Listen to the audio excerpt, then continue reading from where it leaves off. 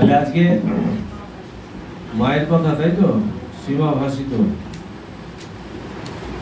কত নম্বর পাতা? হ্যাঁ, 47-এর কোথা থেকে?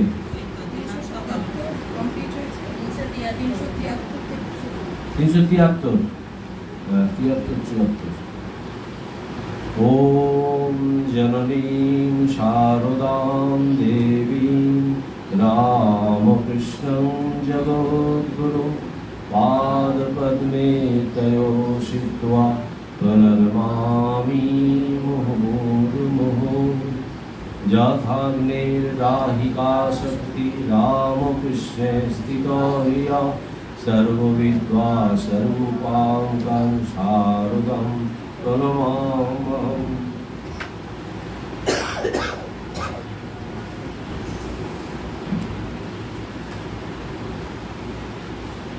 একবার জয়রামবাটিতে থাকার সময় গোপেশ মহারাজ শুনলেন ঢাকার ভক্তরা মাকে সেখানে নিয়ে যাওয়ার খরচ হিসেবে ১,৫০০ টাকা চাঁদা তোলার আয়োজন করেছে।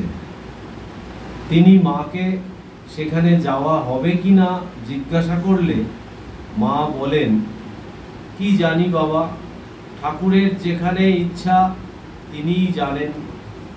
গোপেশ মহারাজ তখন বললেন, ঢাকার ভক্তরা মাকে নিয়ে যাওয়ার উদ্যোগ করছে। তখন মা বললেন, চাঁদা তুলবে তো? আবার বললেন, লোকগুলো হুজুগ নিয়েই আছে, এই দেখো না, ঠাকুরকে নিয়ে আর এক হুজুগ উঠেছে।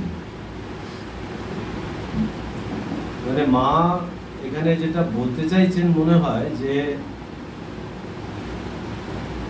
এই যে হুজুগের দিকে আর কি, হুজুগ মানে আসল যেটা দরকার, যেটা লাভ করলে বা যেটা দ্বারা আমার ভক্তি হবে, ভগবানের ভালোবাসা হবে বা তার প্রতি আমার অনুরাগ বাড়বে, জীবনটা পরিবর্তন হবে, সেই সব দিকে কিন্তু মা বলতে চাইছেন যে লোকগুলো হুজুগ নিয়েই আছে, এই দেখো না, ঠাকুরকে নিয়ে আর এক হুজুগ উঠেছে। মানে বাহ্যিক ব্যাপারগুলো নিয়ে মেতে আছে, এইটাই যেন এখানে মনে হচ্ছে, শোনাচ্ছে, তাই তো নাকি? আর তার আগে বললেন, কি জানি বাবা, ঠাকুরের যেখানে ইচ্ছা তিনিই জানেন। মানে ওই এতে যাওয়ার ব্যাপারে আর কি, ঢাকার ভক্তরা মাকে সেখানে নিয়ে যাওয়ার জন্য যে চেষ্টা করছে।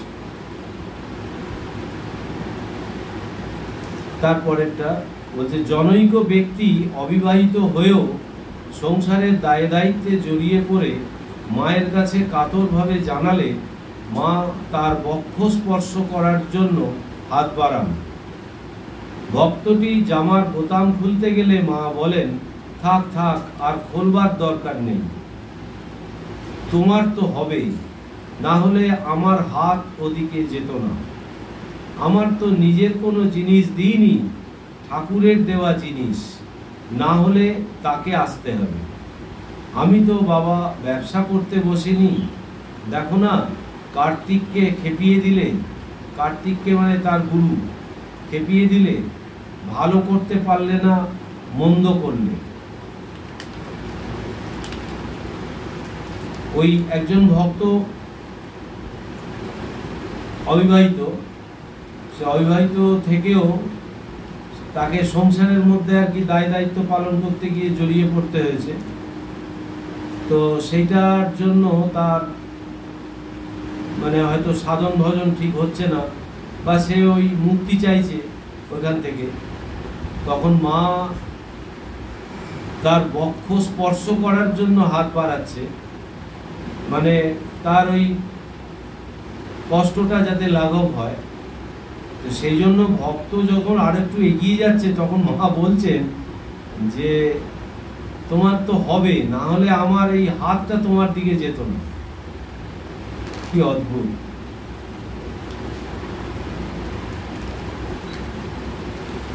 মানে তাকে যে কৃপা করছে, এই কৃপাটা মানে তার অবস্থা অনুযায়ী তো আসছে, সে ভক্ত আরো উতলা হচ্ছে, সে ভক্তকে মা থামিয়ে দিচ্ছে। কত বড় কথা যে তোমার তো হবে, না হলে আমার হাত ওদিকে যেত না। আমার তো নিজের কোনো জিনিস দিইনি, ঠাকুরের দেওয়া জিনিস, না হলে তাকে আসতে হবে। এই আর একটা কথা যে মানে আমি যে সব যা দেখছেন এখানেও এই শরণাগতি, নিজের কথা বলতে গিয়ে নিজেকে প্রকাশ করছে না, বলছে আমি তো কিছু দিইনি, যা দিয়েছি ঠাকুরের দেওয়া জিনিস, নিজেকে আড়াল করে নিল। তারপরে আবার বলছে যে না দিলে তো তাকে আসতে হবে, আমি যদি না দিই তাহলে তাকেই আসতে হবে। জনৈক সাধু ঋষিকেশে তপস্যা করতে গিয়ে কিছুদিন পরেই ঠাকুরের দর্শন পাচ্ছেন না বলে অস্থির হয়ে মাকে পত্র লিখলে মা বলছেন, দাও ওকে লিখে, তুমি ঋষিকেশে গিয়েছো বলে ঠাকুর তোমার জন্য সেখানে এগিয়ে থাকেননি। সাধু হয়েছো, ভগবানকে ডাকবে না তো কি করবে? তিনি যখন ইচ্ছা দেখা দেবেন। এই হলো কথা। এই আমরা যখনই সাধন ভজন করি, সাধক জীবন আর কি, এই সাধক জীবনে যেটা হয় সেটা হচ্ছে যে একটা খুব অস্থিরতা কাজ করে, যে আর কবে পাবো, আর কবে আমার এই অনুভূতি হবে, এতদিন এই গিয়ে এত কিছু করছি। একটা প্রশ্ন তো সবসময় ঘুরপাক খায়, কতটা এগোলুম তো কিছু বুঝতে পারছি না, কি হচ্ছে এত কিছু করে, সব কিছু ছেড়ে ছুড়ে দিয়ে। হ্যাঁ, মাঝে মাঝে এটাও মনে হয় যে এর পেছনে এত সময় দিচ্ছি, কত মানুষ কত আনন্দে আছে, কত এতে আছে, কিন্তু এই একটা জিনিস নিয়ে এইভাবে পড়ে আছি, আর কতদিন থাকতে হবে, এটা তো মনে হয়। এবার মা সাধু বলে মা এত কড়া কথা বলছে, সে চিঠি দিয়েছে, তাকে চিঠির প্রত্যুত্তর জানাতে বলছে, মা একজন কাউকে দিয়ে লেখাচ্ছে, বলছে দাও ওকে লিখে। মানে এতটাই ভেতরে মায়ের এতটাই হয়েছে, কষ্ট হয়েছে, যে যেন ভগবানকে পাওয়া যেন হাতের মোয়া। মানে ঋষিকেশে গিয়েছো তপস্যা করতে, তপস্যা একটুখানি করেই বোধহয় তুমি ভগবানকে পেয়ে যাবে। হ্যাঁ, মা জন্য রেগে যাচ্ছে, রেগে যাওয়ার মতো। তো যে তুমি ঋষিকেশে গিয়েছো বলে ঠাকুর তোমার জন্য সেখানে এগিয়ে থাকেননি। মানে বলতে চাইছে যে ঋষিকেশ তপস্যার জায়গা, সেইখানে আমাদের সাধারণত ধ্যান ধারণা হচ্ছে পর্বত, গিরি, গুহা, অরণ্য, মানে নির্জন যে সমস্ত জায়গায়, ওখানে ভগবানের চট করে ভগবানকে উপলব্ধি করা যায়। তো এই সাধুরও সেরকম ধারণা ছিল যে এই লোকালয় ছেড়ে ঋষিকেশ চলে গেলে সহজেই ভগবানকে পেয়ে যাব। তো মা বলছে যে ঠাকুর কি তোমার জন্য ওখানে এগিয়ে গিয়ে আছে, বসে আছেন নাকি? তারপরে সাধু হয়েছে, ভগবানকে ডাকবে না তো কি করবে? তিনি যখন ইচ্ছা দেখা দেবেন। মানে ভগবানের কৃপায় ভগবানকে পাওয়া যায়, এই হচ্ছে মূল কথা। যে কখন ভগবানের কৃপা হবে আমরা কেউ বলতে পারবো না। মাকে ওই বিশ্বস্বরানন্দ মহারাজ জিজ্ঞেস করেছিল না যে মা এত জপ করলাম, এত করলাম, কিছুই তো কিছু হলো না। তখন মা পরপর উত্তর দিচ্ছে, একই কথা বারবার বলছে যে কিছুতেই কিছু নয়, 3 বার সত্য, 3 সত্য করিয়েছে। মা বলছে না না, কিছুতেই কিছু নয়, কিছুতেই কিছু নয়। মানে জপ করো, হাজার হাজার লক্ষবার জপ করো, যত তীর্থ করো, যত কৃচ্ছ সাধন করো, যতই ত্যাগ করো, যাই কিছু করো, কিছুতেই কিছু নয়। লাস্ট বলছে তাহলে, তখন বলছে নির্বাসনা হলে এক্ষুনি হয়। আসল উদ্দেশ্য হচ্ছে নির্বাসনা, মানে বাসনা মুক্ত হয়ে যাওয়া, কোনো কামনা বাসনা আর মনের মধ্যে থাকবে না। মানে এই করার উদ্দেশ্য হচ্ছে ওইটা করা, ওইটা মানে উপনীত হওয়া। বাসনাটা সর্বতভাবে ত্যাগ করার জন্যই এইগুলো করছি। এইগুলো করছি মানেই যে আমার হয়ে গেল তা নয়, এইগুলো হচ্ছে উপায়। মানে এই যে সাধন ভজন, এই যে শাস্ত্র পাঠ, পুজো, জপ, ধ্যান, এইগুলো হচ্ছে উপায়। এই উপায়গুলো যদি আমার ঠিক ঠিক হয় তবেই আমার ওই লক্ষ্যটায় আমি পৌঁছতে পারবো। লক্ষ্য হচ্ছে কি, যে মানে সব রকম ভাবে বাসনা ত্যাগ। এইটাই হচ্ছে মা এখানে বলছে যে সাধু হয়েছো, ভগবানকে ডাকবে না তো কি করবে? তাহলে সাধু হয়েছো মানেই তো ভগবানকে ডাকার জন্যই তো সাধু হয়েছো, ভগবানের শরণাগতি যাতে আসে সেই জন্যই তো সাধু হয়েছো। তাহলে তোমার কাজ তো ওইটা, তুমি ওইটা করবে না তো কি করবে? তো বলছে তিনি যখন ইচ্ছা তখন দেখা দেবে, মানে তিনি তো ইচ্ছাময়, তার ইচ্ছা ছাড়া কিছু হবে না। আমি এত কিছু করলাম বলেই এক্ষুনি এসে আমাকে দেখা দেবেন তা নয়। তারপরেরটা বলছে মায়ের কৃপা পেয়ে তার কাছে এত যাওয়া আসা করেও কোনো আধ্যাত্মিক উন্নতি হচ্ছে না, যেমন পূর্বে ছিল তেমনি আছে বলে মনে হচ্ছে কেন? জনৈক ভক্ত এ কথা বলায় মা বলছেন, এটা ভালো করে আবার একটু একটু পড়ছি, মায়ের কৃপা পেয়ে তার কাছে এত যাওয়া আসা করেও কোনো আধ্যাত্মিক উন্নতি হচ্ছে না, যেমন পূর্বে ছিল তেমনি আছে বলে মনে হচ্ছে কেন? বোঝা গেল যে মায়ের কৃপায় বারবার মায়ের কাছে একজন যাচ্ছে, মায়ের কাছে যাচ্ছে, হ্যাঁ, কিন্তু এত যাওয়া আসা করছে মায়ের কাছে, তাও সে বলছে যে আমি তো বুঝতে পারছি না যে আমার কোনো আধ্যাত্মিক উন্নতি হচ্ছে কিনা। মানে এই আগেরটার সঙ্গে যেন এটা একটু মিল আছে। তখন মা বলছে, বাবা তুমি যদি একটা খাটে ঘুমিয়ে থাকো আর কেউ সেই খাটখানা সমেত তোমাকে অন্যত্র নিয়ে যায়, তাহলে তুমি ঘুম ভাঙতেই কি বুঝতে পারবে যে স্থানান্তর হয়েছে, স্থানান্তর হয়েছ? না যখন বেশ পরিষ্কারভাবে ঘুমের ঘোর কেটে যাবে তখন দেখবে যে অন্যত্র এসেছো। কি দারুণ উদাহরণ! যে আমি একটা খাটে ঘুমোচ্ছি, সেই খাট শুদ্ধ ঘুমন্ত অবস্থায় কেউ একটা জায়গা থেকে আরেকটা জায়গায় সরিয়ে দিল, তা যদি তাতে যদি ঘুম যখন ভাঙবে, ঘুমটা ভাঙা মাত্রই কি আমি বুঝতে পারবো? আমি তো জানি যেখানে শুয়েছিলাম সেখানেই শুয়ে আছি। তো বলছে যে তখন কি বুঝতে পারবে যে স্থানান্তর হয়েছে? না যখন বেশ পরিষ্কারভাবে ঘুমের ঘোর কেটে যাবে। মানে আমরা তো এই মায়ার জগতে আছি, ঘোরে আছি। স্বামীজিকে ওই লন্ডনে বলেছিল না যে আপনি আমাদের এইভাবে কিভাবে ঘন্টার পর ঘন্টা হিপনোটাইজ করে রাখেন? তখন স্বামীজি বলছে যে আমি হিপনোটাইজ করি না, আমি তোমাদের ডিহিপনোটাইজ করার জন্য এসেছি। মানে তোমরা অলরেডি হিপনোটাইজড হয়েই আছো। হিপনোটাইজ কোনটা? মায়া মোহ আমাদেরকে কি করছে? এই বাহ্যিক যে ব্যাপার স্যাপার চলছে সবগুলোকেই আমাদের সামনে সত্য হিসেবে প্রতিভাসিত করছে। এক নম্বর ভুল ভ্রমের জায়গা হচ্ছে এই শরীরটাকে আমি, এটাকেই আত্মা, এটাই শরীর, এটাই আমি, এই ভাবনা প্রথম ভ্রম। আমি কিছুতেই আমি এই জায়গাটা থেকে সরতে পারছি না, নিজেকে সরাতে পারছি না। আর ভগবান ছাড়া বাকি সবকিছু দেখতে পাচ্ছি, কিছুতেই সবকিছুর মধ্যেই যে ভগবান আছে বারবার বলে দেয়া হচ্ছে যে সবকিছুই ভগবান, সবকিছুই ভগবান। কিন্তু যেই একটা বিরূপ অবস্থা আসছে তখনই আমার আসল রূপ বেরিয়ে পড়ছে। স্বামীজির একটা বেদান্তের উদাহরণ আছে। এটা স্বামীজি কঠোপনিষদের উপর 3টে লেকচার দিয়েছিল লন্ডনে, লন্ডনে। তার মধ্যে এই একটা জায়গায় এইটা আছে যে বলছে যে বারবার এইটা তো শুনছি, শুনেও তো কিছুতেই আমার তো এইটা থাকছে না।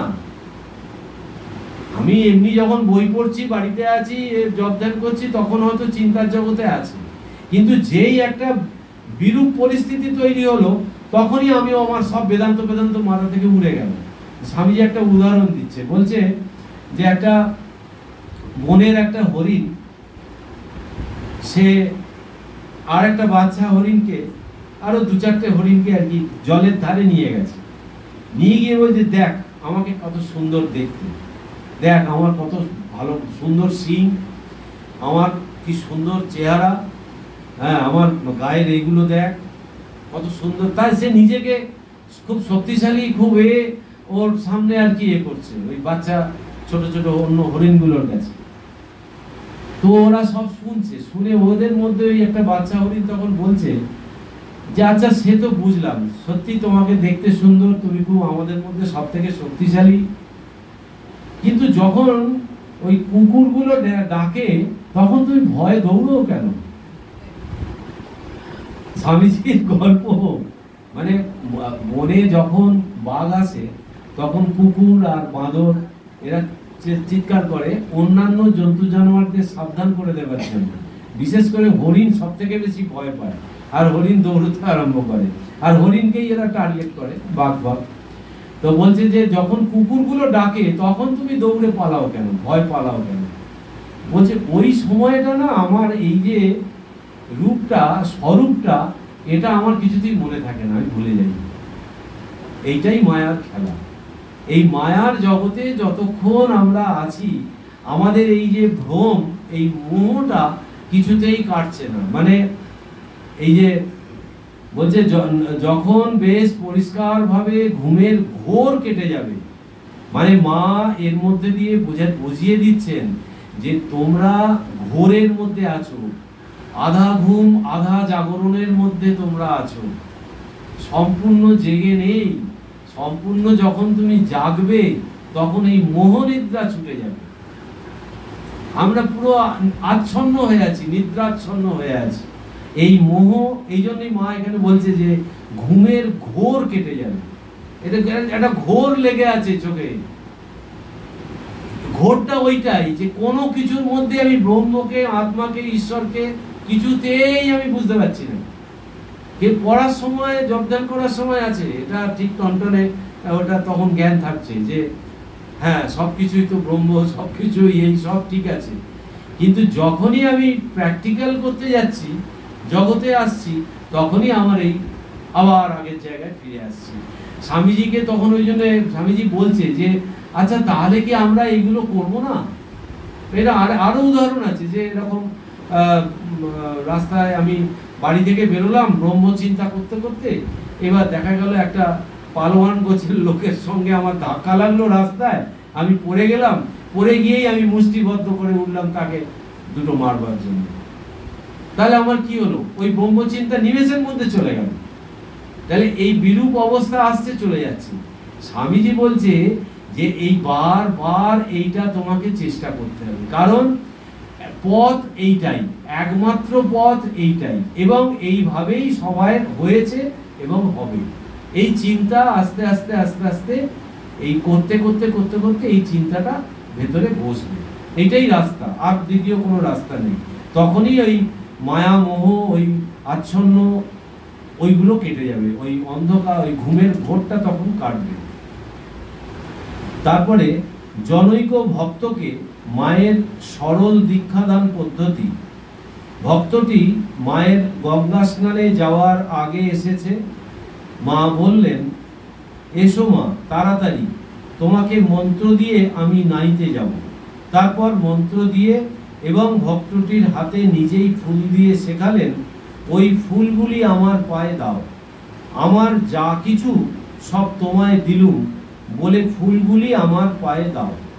এরপর ঠাকুরকে দেখিয়ে বললেন, ইনি তোমার সর্বস্ব, একে দেখো, তাহলেই তোমার সব হবে। মানে একজন ওই দীক্ষা নেবে বলে এসছে, মায়ের এই ঘটনা প্রচুর এরকম আছে, সঙ্গে সঙ্গে দীক্ষা দিয়ে দিয়েছে। তো এসছে, এবার সে মা তখন গঙ্গা স্নান করতে যাচ্ছে, তো মা তাকে দীক্ষাটা দিয়ে তারপরে গঙ্গা স্নানে যাচ্ছে, এবং তাকে বলছে যে ওই ফুল তার হাতে, তার সে তো কিছু আনেনি, তাকে হাতে ফুল দিয়ে বলছে, তুমি আমার পায়ে সবকিছু, আমার সবকিছু দিলাম বলে তুমি আমার পায়ে দাও। আর ঠাকুরকে দেখিয়ে দিচ্ছেন যে একে দেখো, তাহলেই তোমার সব হবে। এর দ্বারা ইঙ্গিতটা কি বলুন তো? এই যে ঠাকুরকে দেখিয়ে দিচ্ছে, দেখিয়ে বলছে ইনি তোমার সর্বস্ব, একে দেখো, তাহলেই তোমার সব হবে। এই ইঙ্গিতটা হচ্ছে এইটা, এই আমাদের মা ইনস্ট্রাকশন দিচ্ছেন যে ঠাকুরকে ধরে থাকলে কোনো ভয় নেই। হ্যাঁ, ওই একই জায়গায় আসছে যে ওই সব কিছু, এবং ঠাকুরই সব, ঠাকুরকে তুমি ডাকো, ঠাকুরকে ডাক। এবং এরপরে বৃহত্তর চিন্তার ক্ষেত্রে দেখা যাবে যে ঠাকুর, মা, স্বামীজি তিনজন আলাদা কেউ নয়, তিনটে একই সত্তা। তো ঠাকুরই হচ্ছে উদ্দেশ্য। ওই ঠাকুরের ছবিটার দিকে চিন্তা করলে এবং তাকেই আমি যদি আমার ইষ্ট করে যদি যা কিছু করি না কেন, আমার কিন্তু তাতে করে মানে ঠাকুর রক্ষা করবেই করবে এবং মঙ্গল হবেই হবে। নাহলে মায়ের মুখ দিয়েই এত বড় কথা বেরোতো না যে তাহলেই তোমার সব হবে। এটা কমিটমেন্ট। তো আগে যেরকম ভগবান শ্রীকৃষ্ণ অর্জুনকে কমিটমেন্ট করছে, এখানেও সে একই ধরনের কমিটমেন্ট, তাহলে তোমার সব হবে, একে ডেকো। তারপরে মায়ের কৃপাপ্রাপ্ত জনৈক বাল বিধবা মায়ের কাছে আক্ষেপ করে জিজ্ঞাসা করে যে তার জপে ও ধ্যানে নিরন্তর ডুবে থাকার অবস্থা কেন আসে না। মানে মায়ের কৃপাপ্রাপ্ত মানে মায়ের কাছে দীক্ষা পেয়েছে, তো সে বাল্য বিধবা, সে এবার তার সারাক্ষণ সে ওই জপ ধ্যানে ডুবে থাকার চেষ্টা করছে, কিন্তু তার ভেতরে এই আক্ষেপটা এসে গেছে যে মায়ের কৃপা পেয়েও আমি সবসময় জপ ধ্যানে ডুবে থাকতে পারছি না কেন। এবার মা বলছেন, সবই তো করছো, সবই হচ্ছে, যে বয়সে বিধবা হয়ে যেভাবে এখানে এসে পৌঁছেছ মা, তাই যথেষ্ট। তোমার বেশি কিছু করতে হবে না, দিনান্তে ঠাকুরকে দুটো প্রণাম দিলেই হবে। মানুষের একটা জিনিস যদি ঠিক থাকে তবে আর কিছুই লাগে না, আপনা আপনি তোমার সব হয়ে যাবে। তার মানে কি বলছে? মানুষের একটি জিনিস যদি ঠিক থাকে তবে আর কিছুই লাগে না। কি? সেটাই জিজ্ঞেস করছি তো। মানে নিজে মানে নিট এন্ড ক্লিন, মানে এটা বোঝাতে পারছি না, মানে নিজেকে ঠিক রাখতে হবে। আবার পড়ছি, মা প্রথমে কি বলছে যে সবই তো করছো, সবই হচ্ছে, সবই তো করছো, সবই হচ্ছে মানে যা যা তোমার করণীয় তুমি তো করছো। যে বয়সে বিধবা হয়ে যেভাবে এখানে এসে পৌঁছেছো, মানে যে বয়সে যেটা হবার নয় সেটা তুমি পেয়ে গেছো। যে বয়সে বিধবা হয়ে যেভাবে এখানে এসে পৌঁছেছো, মানে বিধবা হয়ে তো আর সকলের ভগবানের কাছে যেতে পারে না, তাকে তো দুঃখ, শোক, তাপ, বিপদ নানান রকম ভাবে তাকে পর্যুদস্ত করে ফেলে। এটা তো বিপদ, বিধবা হওয়া মানে তো বিপদ। তো বলছে যে বয়সে বিধবা হয়ে যেভাবে এখানে এসে পৌঁছেছো, মানে তুমি আমার কাছে চলে এসছো। বলছে মা, তাই যথেষ্ট, তোমার বেশি কিছু করতে হবে না, দিনান্তে ঠাকুরকে দুটো প্রণাম দিলেই হবে। ঠাকুর গিরিশ ঘোষকে বলেছিলেন যে একটা সকালে একটা বিকালে খালি প্রণাম করবে তারই হবে। নবগোপাল ঘোষকে বলেছিল যে তুমি খালি আমার নাম করবে তারই হবে। এই যে জায়গাটা, এইবারে একটা অদ্ভুত কথা বলছে যে মানুষের একটা জিনিস যদি ঠিক থাকে তবে আর কিছুই লাগে না, আপনা আপনি তোমার সব হয়ে যাবে। এই একটা জিনিস বলতে কি বোঝাচ্ছে? সদা সর্বদা যদি মনটা ভগবানের পাদপদ্মে লাগিয়ে রাখা যায় তাহলে আর কিছু লাগে।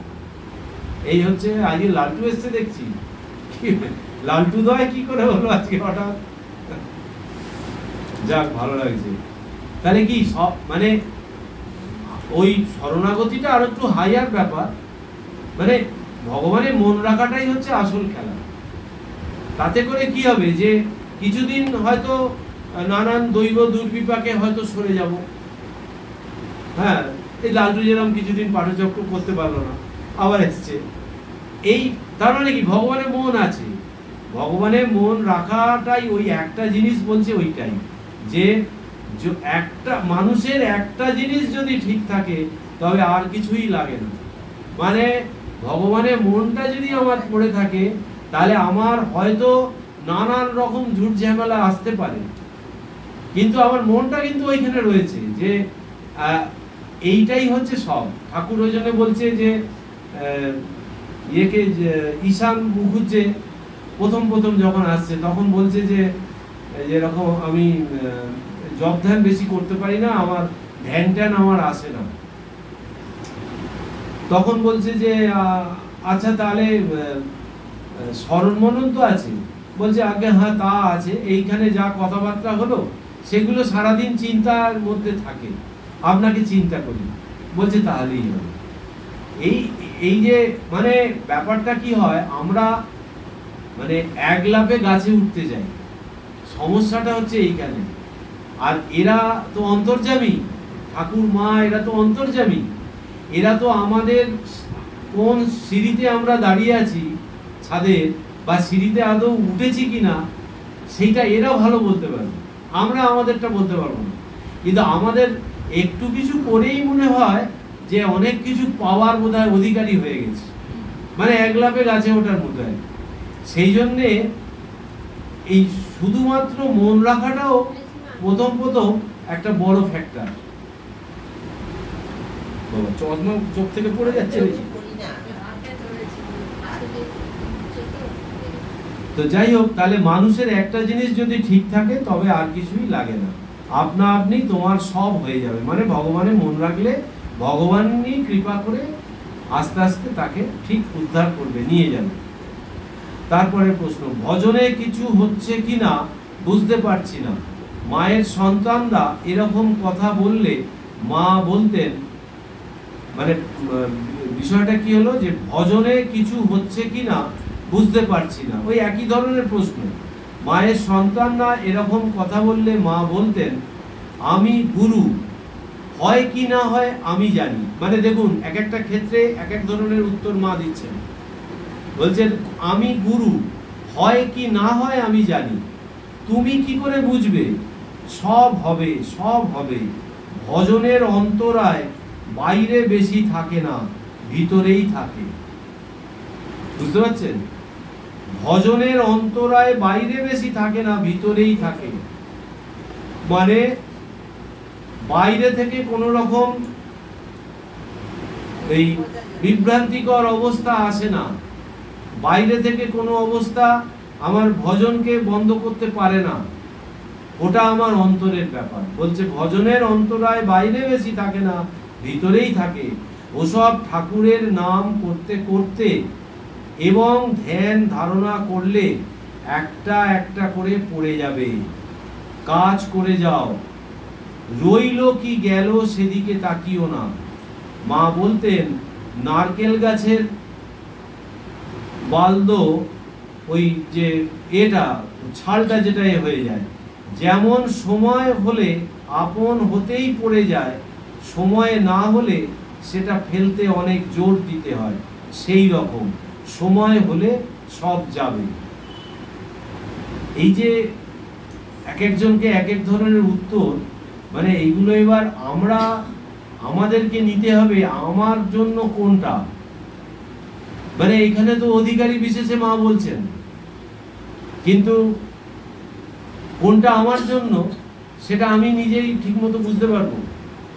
এখানে প্রথম বললো যে দেখো, এই সাধন ভজন করতে গিয়ে তোমার ওই অন্তরের বাধাটা হচ্ছে আসল, অন্তর বাইরে কোন রকম তোমার নেই, বাইরে বেশি থাকে না বাধা, বাধাটা থাকে তোমার অন্তরেই।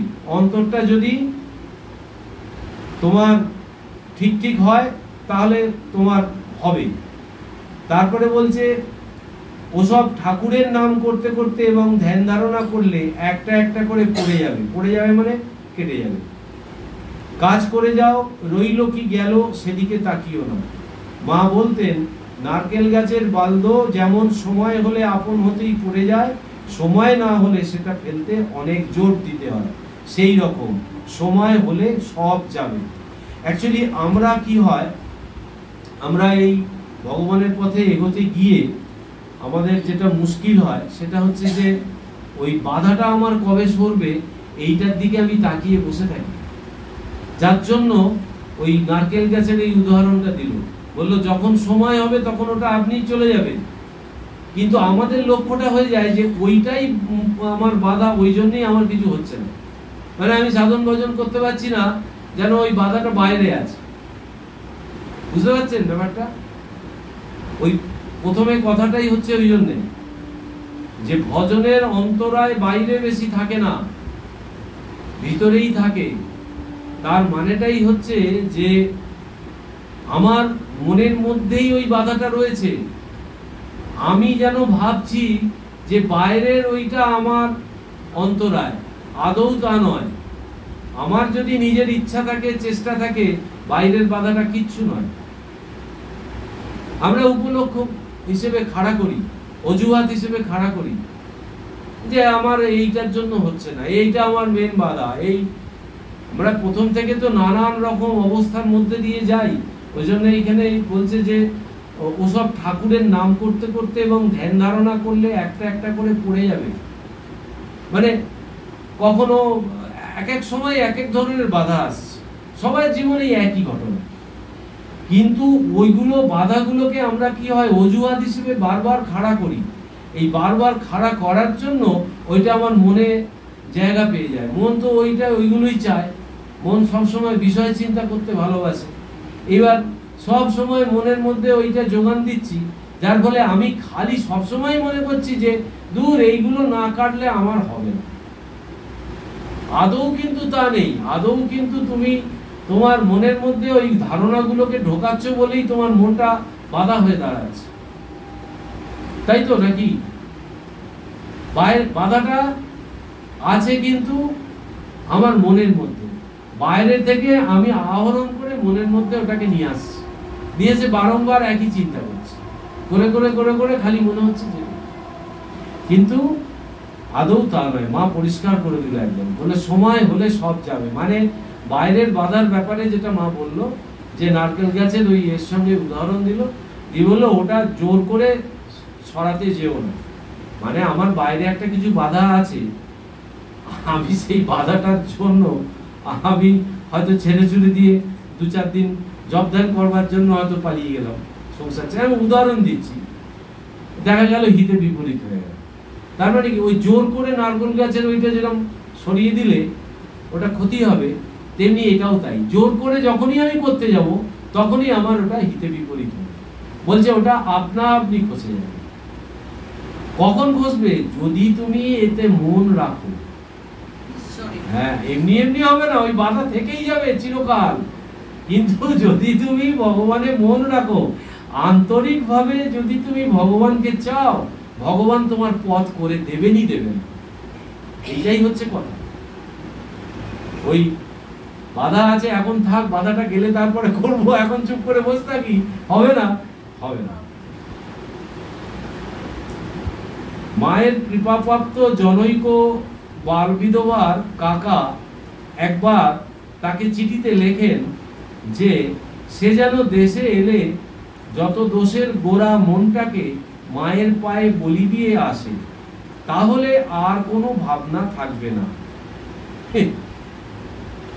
মায়ের কৃপাপ্রাপ্ত জনৈক ওই সেই একই বাল্য বিধবা, তার কাকা একবার তাকে চিঠিতে লেখেন যে সে যেন দেশে এলে যত দোষের গোড়া মনটাকে মায়ের পায়ে বলি দিয়ে আসে, তাহলে আর কোনো ভাবনা থাকবে না। চিঠি শুনে মা বলছেন, মন কি শুধু দোষেরই গোড়া? ব্রহ্মপদ লাভ করার জন্য ছুটেছ, এখন মনকেও সঙ্গে নিতে হবে। সেখানে পৌঁছলে তখন এরা কেউ থাকবে না। এখন মনের সহায়তারই বেশি দরকার। শুদ্ধ মনই তো মানুষকে পথ দেখিয়ে নেয়। মা আরো বলেছিলেন, দুষ্ট মনকে যদি মোড় ফিরিয়ে দাও, তবে সেই ইষ্টকে ধরতে পারে। তা তোমাদের ভাবনার কোনোই কারণ নেই। ঠাকুর তোমাদের হাতে ধরেই আছেন। যে কোনো অবস্থায় তিনি সব সময় তোমাদের সঙ্গে আছেন। তাহলে কি হলো? যে মায়ের কৃপাপ্রাপ্ত মানে মায়ের কাছে মন্ত্র পেয়েছে। জনৈক বাল্য বিধবার কাকা মাকে চিঠি লিখেছে যে সে যেন দেশে এলে যত দোষের গোড়া মনটাকে মায়ের পায়ে বলি দিয়ে আসে, তাহলে আর কোনো ভাবনা থাকবে না। মানে বলছে মনটাকে মায়ের পায়ে বলি দিয়ে দিতে, তাহলে তাহলে তার ইনস্ট্রুমেন্টটাই মায়ের পায়ে ছেড়ে দিল। আমাকে তো যা কিছু করতে হবে ওই মনটা দিয়ে, প্রধান ইনস্ট্রুমেন্টটাই তো ওই মনটা, এই শরীরটা, আর শরীরের সঙ্গে যেটা আছে মন বুদ্ধি চিত্ত অহংকার, সূক্ষ্ম শরীর, স্থূল শরীর সূক্ষ্ম শরীর, তারপরে তো কারণ শরীর, বিজ্ঞানময় কোষ, আনন্দময় কোষ, সেগুলো তো আছে, ওগুলো আরো উপরের স্টেজ। কিন্তু আমার যন্ত্র যেটা, সেটা হচ্ছে স্থূল শরীরটা। এই স্থূল শরীরটার সঙ্গে ওতপ্রোতভাবে জড়িয়ে আছে এই সূক্ষ্ম শরীরটা, মন বুদ্ধি চিত্ত অহংকার, যে ওই যে প্রাণময় কোষ মনোময় কোষ, এই দুটো হচ্ছে সূক্ষ্ম শরীর, আর স্থূল শরীর হচ্ছে অন্নময় কোষ। তাহলে ওই কোষের দিক থেকে গেলে তিনটেই তো আমার ইনস্ট্রুমেন্ট। এবার নির্ভরতার ব্যাপার আছে, যেমন মন আর বুদ্ধি কিছু জিনিসের উপর নির্ভর করে। যেমন খাদ্যের উপরে একটা আছে, যে আমি কিরাম খাদ্য গ্রহণ করছি, সেই অনুযায়ী আমার শরীরের বৃদ্ধি বা শরীরের পুষ্টি হচ্ছে, আর সেই অনুযায়ী আমার মনের কিছুটা এফেক্ট আছে, কিছুটা, পুরোটা নয়। এবার মনকে আমি কি ধরনের খাদ্য দিচ্ছি, মনের খাদ্য হচ্ছে চিন্তা। আমি মনকে কি ধরনের খাদ্য দিচ্ছি তার উপরে মনের গঠন নির্ভর করছে।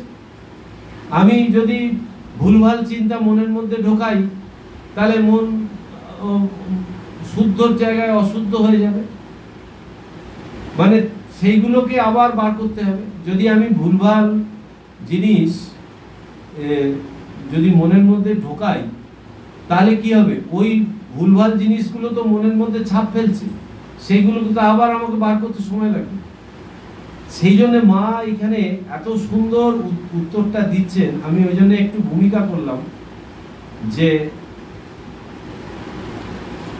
মন কি শুধু দোষেরই গোড়া? ব্রহ্মপদ লাভ করার জন্য ছুটেছ, এখন মনকেও সঙ্গে নিতে হবে। সেখানে পৌঁছলে তখন এরা কেউ থাকবে না। মানে সেখানে পৌঁছলে মানে হ্যাঁ, ব্রহ্মপদ লাভ, যখন ব্রহ্মজ্ঞান হবে, যখন আত্মজ্ঞান হবে, তখন আর এরা কিছু থাকবে না। মনের লয় হলে তখন আর কেউ নেই। কিন্তু যতক্ষণ না হচ্ছে ততক্ষণ আমাকে মন দিয়েই তো করতে হবে, মন ছাড়া আমার তো কিছু নেই। এবার এ বলছে মায়ের পায়ে বলি দিয়ে দাও, আরে মনটাকে যদি বলি দিয়ে দাও তাহলে আমি কি নিয়ে করবো? তখন বলছে শুদ্ধ মনই তো মানুষকে পথ দেখিয়ে নেয়। ঠাকুর বলেছে শুদ্ধ মন, শুদ্ধ বুদ্ধি আর শুদ্ধ আত্মা এক। মানে শুদ্ধ মনকে আর শুদ্ধ বুদ্ধিকে আত্মার সঙ্গে এক জায়গায় ফেলে দিয়েছে ঠাকুর। বলছে যে যার মন অতি শুদ্ধ পবিত্র এবং যার বুদ্ধি শুদ্ধ, সে ওই আত্মাতেই আছে, আত্মাতেই অবস্থান করছে। তার আত্মা আর শুদ্ধ মন এক। শুদ্ধ মনই তো মানুষকে পথ দেখিয়ে নেয়। মা আরো বলেছিলেন, দুষ্ট মনকে যদি মোড় ফিরিয়ে দাও তবে সেই ইষ্টকে ধরতে পারে। মোড় ফিরিয়ে দাও মানে অসৎ চিন্তা থেকে সতের দিকে টান করিয়ে দেয়। তা তোমাদের ভাবনার কোনোই কারণ নেই। এই মায়ের আবার এই শরণাগতির জায়গাটা আবার নিয়ে আসছে। ঠাকুর তোমাদের হাত ধরেই আছেন, হাতে ধরেই আছেন। যে কোনো অবস্থায় তিনি সব সময় তোমাদের সঙ্গে আছেন। আবার এই কমিটমেন্ট যে ঠাকুর আছেন, মানে যখন এখানে এসে পড়েছো তখন আর তোমার ভাবনা নেই। কিন্তু ভাবনা নেই মানে মায়ের কথা নিয়ে চুপচাপ যদি বসে থাকি, তার মা কৃপা করবে না।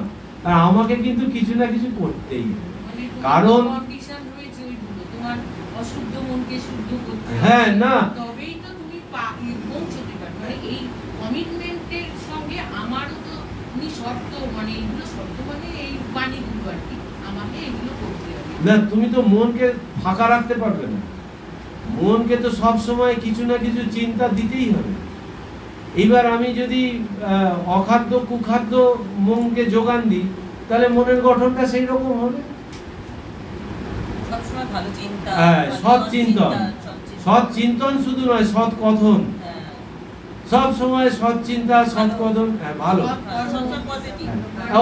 না, চিন্তা অনুযায়ী কর্মটা হয়। কিছুতেই তুমি অসৎ কর্ম করতে পারবে না। তুমি ভগবানের নাম করতে করতে এমন একটা অবস্থা আসবে, তুমি না পারবে মিথ্যা বলতে, না পারবে মানুষকে ঠকাতে, না পারবে কাউকে প্রবঞ্চনা করতে, কিচ্ছু পারবে না তুমি।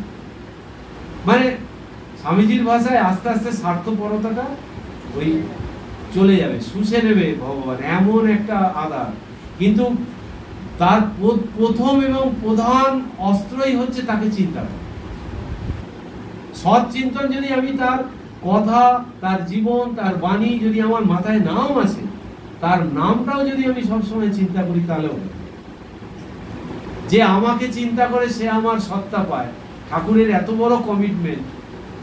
তাহলে আমি যদি তার নাম, ঠাকুর বলছেন নাম আর নামই অভেদ। শ্রীরামকৃষ্ণ এই যুগের মহামন্ত্র, তার দ্বারা তিনটে অবতারকে একসঙ্গে স্মরণ করা হয়। রামচন্দ্র, কৃষ্ণ আর শ্রীরামকৃষ্ণ, তিনটে অবতার একসাথে আসছে। তাহলে শ্রীরামকৃষ্ণ নাম উচ্চারণ করা মানেই আমার যদি মন শান্ত থাকে, শ্রীরামকৃষ্ণের ছবি আমার সামনে আসবে কিনা?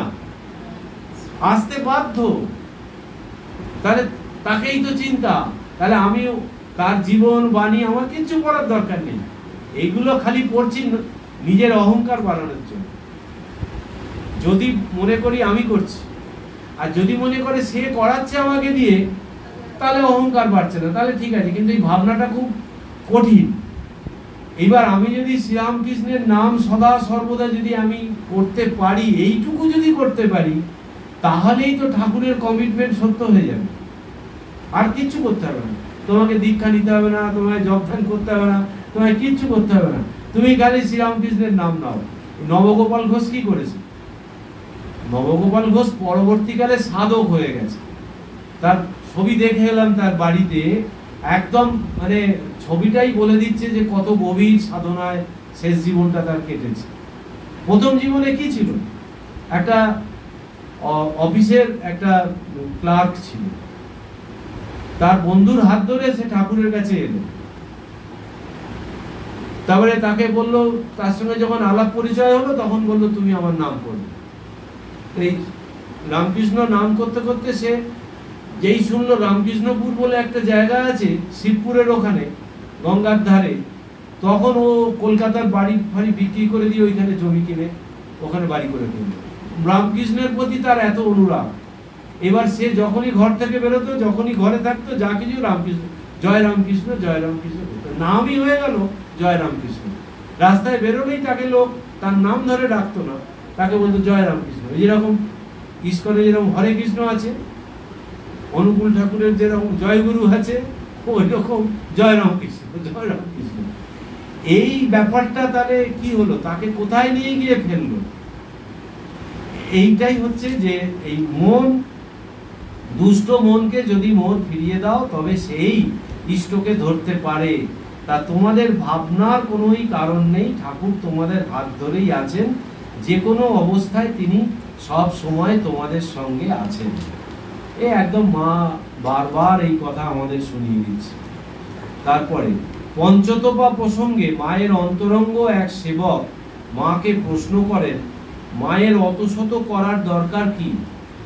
মা উত্তরে বলেন, বাবা, তোমাদের জন্যে। ছেলেরা কি অত করতে পারবে? তাই করতে হয়। পঞ্চতপা জানেন তো? মা ওই নীলম্বর বাবুর বাগান বাড়ির ছাদে, ওটা এখন ঘিরে দিয়েছে।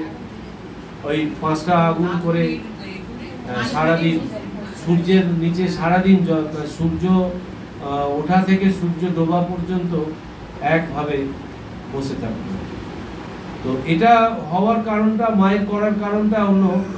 সেটা ছিল যে ওই নেপাল থেকে একজন সাধিকা একজন এসছিল, তো সে এবার এরা তো লীলা করতে এসছে ঠাকুরের কাছেও।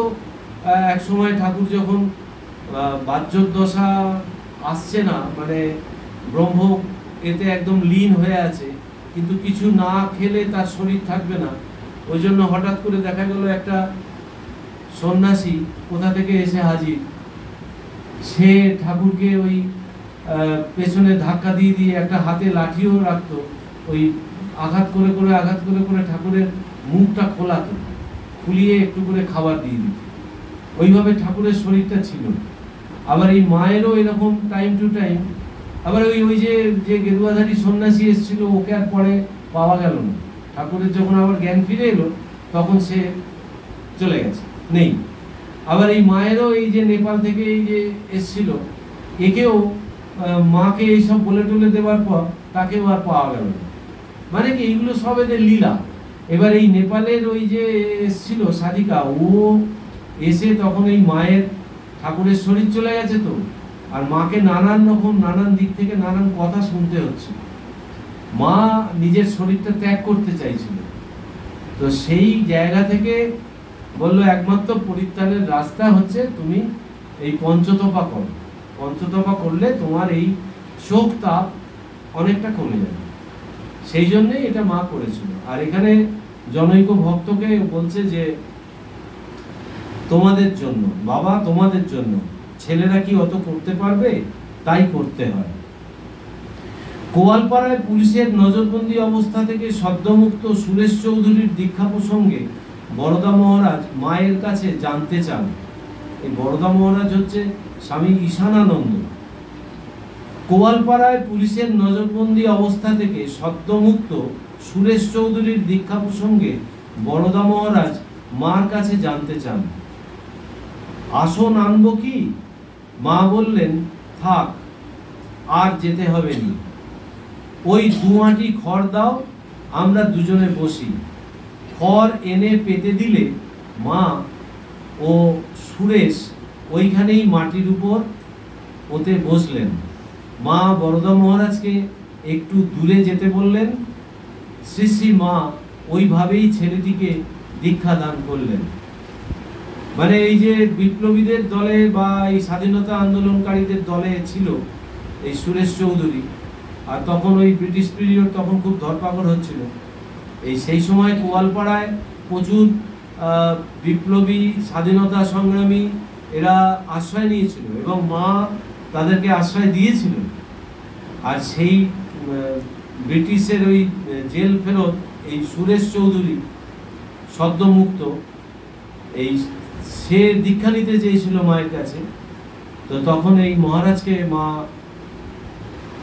মানে ও যে অবস্থায় আছে সেই অবস্থাতেই মা তাকে দীক্ষা দিচ্ছে।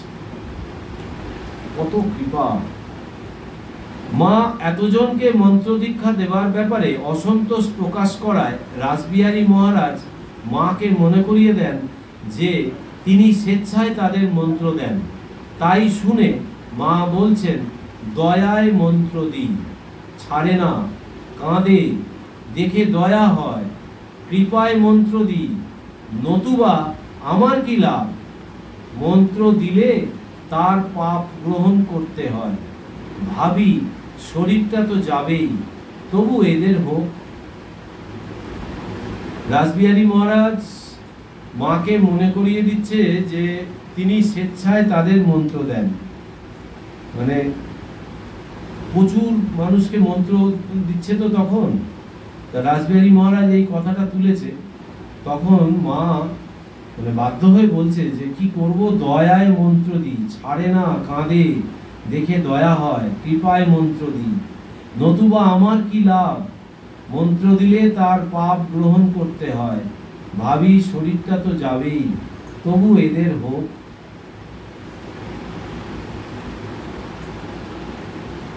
মানুষ অসংখ্য দুষ্কর্মের বোঝা নিয়ে মার কাছে আসতো। তাদের স্পর্শে মায়ের চরণে অসহ্য জ্বালা হতো, তবু তিনি নীরবে সহ্য করতেন। প্রণামের পর একদিন রাসবিহারী মহারাজ দেখেন মা হাঁটু পর্যন্ত কেবল ধুচ্ছেন। জিজ্ঞাসা করায় মা বললেন, আর কাউকে পায়ে মাথা দিয়ে প্রণাম করতে দিও না, যত পাপ এসে ঢোকে। আর পা জ্বলে যায়, পা ধুয়ে ফেলতে হয়। এই জন্যই তো ব্যাধি, দূর থেকে প্রণাম করতে বলবে। বলেই আবার বলছেন, এসব কথা শরৎকে বলো না, তাহলে প্রণাম বন্ধ করে দেবে, প্রণাম করা বন্ধ করে দেবে। শরৎ মহারাজ তো মাকে এত আগলে রাখতো, তো এইসব শুনলে শরৎ মহারাজ, স্বামী শারদানন্দ মহারাজ, যে কিছুতেই আর ওপরে উঠতে দেবে না ওই এতে বাগবাজারে। আর এখানে যেটা এই এই মায়ের যেটা কথা, এই ঠাকুরেরও এই ঘটনা আছে যে একজন ব্রাহ্মণী এসছে, ঠাকুরের পরিচিত। এবার সে ওই বিধবা হয়েছিল। বিধবা হওয়ার আগে থেকেই তার নানান রকম গোলমাল ছিল আর জীবনে। তো সেইটা জন্য ঠাকুর বিভিন্ন ভক্তর সঙ্গে বসে আছে। এবার ওকে দরজা থেকে বাইরে দেখতে পেয়েছে, দেখে ও শুনছে। তারপরে এক সময় বলছে যে, কিরে তুই কেমন আছিস? তখন বলছে খুব ভালো। বলছে তোর তো শুনেছি অনেক টাকা হয়েছে, ঠাকুর সব খবর রাখে। তখন বলছে যে হ্যাঁ তা হয়েছে, আপনার কৃপায় তা হয়েছে। তখন বলছে ওই টাকাগুলো সৎ কাজে ব্যয় কর, কিছু করেছিস? তখন বলছে হ্যাঁ, বৃন্দাবনে একটা ঘাট বাঁধিয়ে দিয়েছি, সেখানে আমার নাম লেখা আছে গৌরদাসী নাকি। তারপরে ওই বলিস কি রে? তারপরে সে যেই দেখছে ঠাকুর এত আন্তরিকভাবে অন্তরঙ্গভাবে কথা বলছে, সে এবার সাহস পেয়ে গেছে, ঘরের ভেতর ঢুকে পড়েছে, এগিয়েছে, এসে হাত তো পায়ে হাত দিয়ে প্রণাম করে দিয়েছে।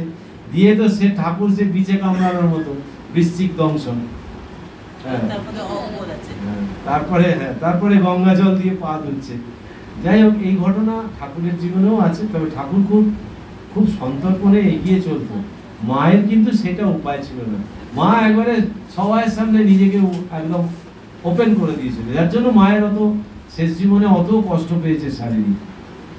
যাই হোক, এখানে শেষ করি। ওম নিরঞ্জনম নিত্যম অনন্ত রূপম ভক্তানুকম্পাধীত বিগ্রহম বৈ ঈশাবতারম পরমেশ মিত্রম তদ রামকৃষ্ণম শিরসা নমাম্যহম।